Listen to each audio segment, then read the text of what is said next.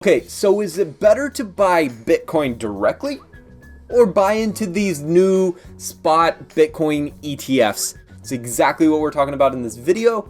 But whether or not you agree with my opinion, leave a comment down below. Let me know what you think. Subscribe, like, join the community, guys. Let's dive into it. So let me give you just a little bit of information on the new spot Bitcoin ETFs. They were launched 3 months ago, and they are the first of their kind in the cryptocurrency and larger financial world. Since then, they've accumulated over $30 billion in assets, which is absolutely mind-blowing to me. And they provide an easy access for first-time crypto investors. So if they don't have a platform that they can easily buy and sell, you can buy these spot Bitcoin ETFs just like you would a brokerage account. They are considered, guys, this is huge. This is considered the largest new financial product launch on Wall Street in 30 years. Absolutely insane. But what is better? Is it better to buy Bitcoin directly, or is it better to go with a Bitcoin ETF? Well, there's a lot of enthusiasts that are advocating for buying Bitcoin directly over the ETF. And then there are some concerns about nostalgia versus legitimate advantages of direct Bitcoin ownership.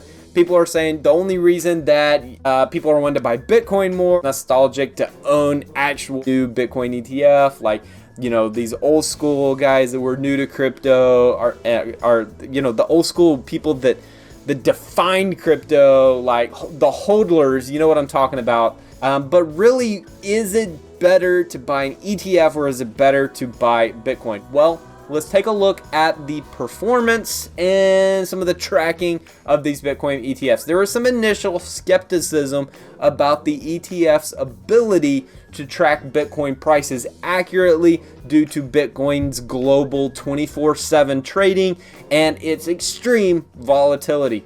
Well, the recent data is in, and it shows that ETFs, specifically iShares Bitcoin Trust and Fidelity Wise Origin Bitcoin Fund, tracked Bitcoin's price movement very closely, matching a 33% gain.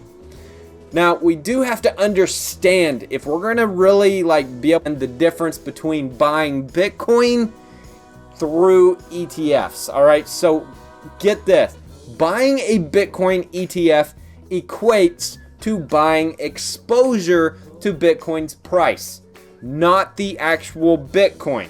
All right, it's similar to how S&P 500 ETFs provide exposure to market price, but not the actual direct stock ownership.